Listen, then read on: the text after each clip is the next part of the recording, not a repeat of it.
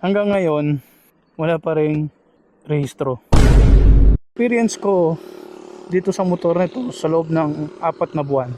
Ang unang naging issue natin dito, itong gasket.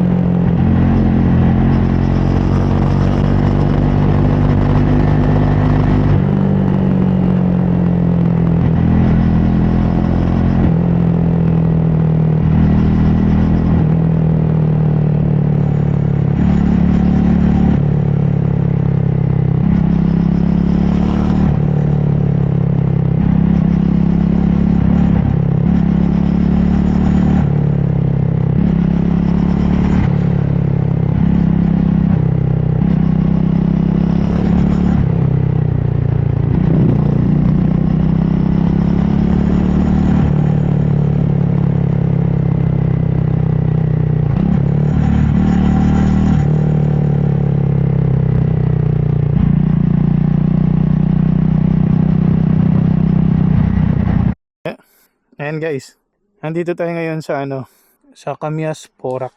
Dito tayo madalas magtambike eh. Marami ding nagbabike dito oh. Ayan. Mayroong mga trail dyan sa mismo.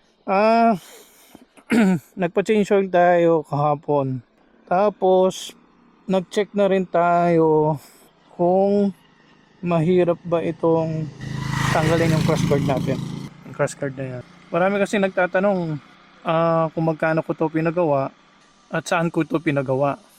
Meron din nagtanong kung hindi ba mahihirapan yung mag-change oil kapag itong ganitong klaseng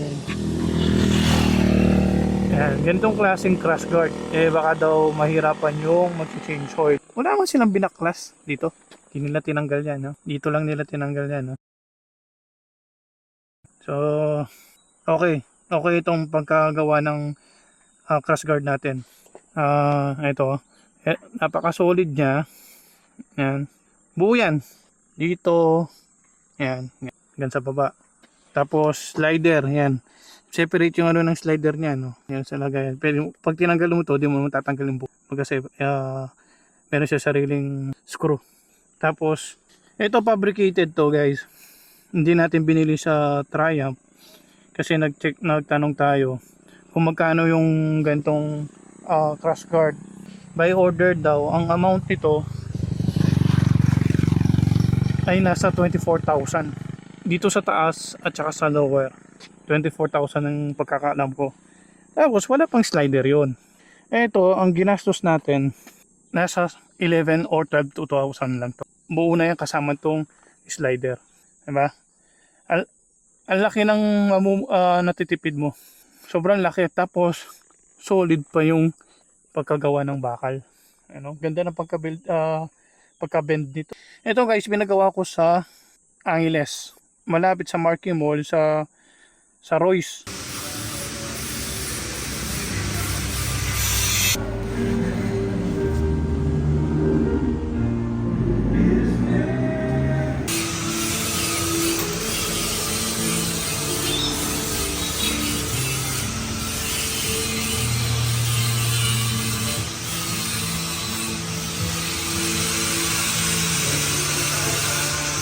Itong shop na to guys, kilala to sa Pampanga. Marami silang ginagawa, iba-iba klaseng motor yan, ka scooter pa yan.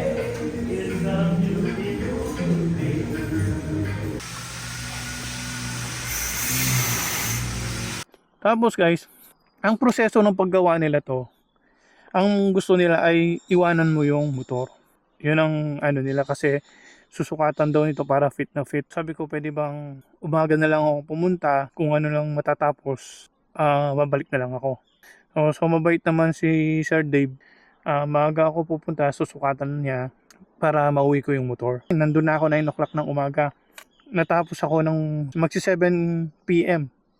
Ginabi na ako, tinapos na ni Sir Dave, nag-overtime sila. Tapos after 3 days, binalikan natin. Tapos na itong natin. Tapos sasalpak na lang yan. Pina-powder coat na yan. Yung pagsalpak niya, na-amaze ako. Ang ganda niyan tignan. Yung looks, plus yung protection mo. Kasi napaka-importante nitong crash guard na to eh. Pag tumama dito yan, so safe na yung natin. Yung paa natin. Ang next upgrade natin dito, ito. At least kapag napagawa natin to, kahit simple lang tayo, yung mapupuruan ng kamay natin.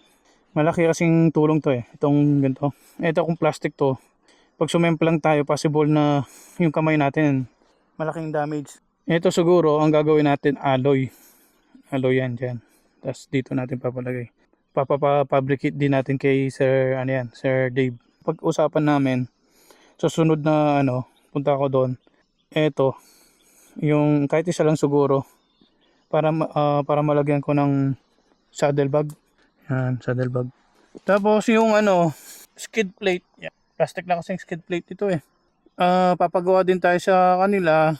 Ang estimated dito siguro nasa 7,000. Solid to guys. Hindi kayo magsisisi sa crash guard na to.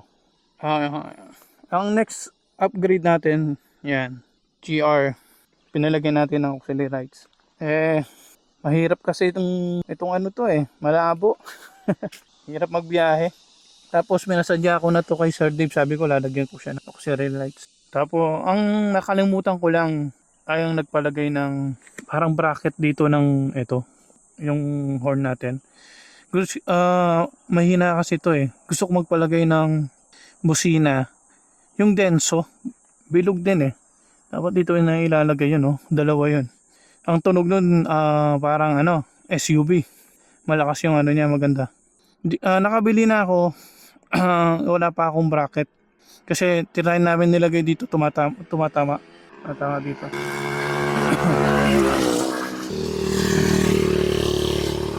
Ang na-experience ko dito sa motor nito sa loob ng 4 na buwan. Ang unang naging issue natin dito ay common lang daw yon. Itong gasket. So parang kulang lang ng higpit, sabi ni Sir, yung nagano nito, yung gumawa nito. Tapos ang problema nito guys, hanggang ngayon wala pa ring rehistro. Doon tayo medyo naano kay Triumph. Matagal na tong bakit wala pa ring rehistro. Ang sagot ng dealer, nagkakaproblema daw sila sa CSR. Yung CSR kasi na yun guys, yun ang kailangan para ma-rehistro yung motor.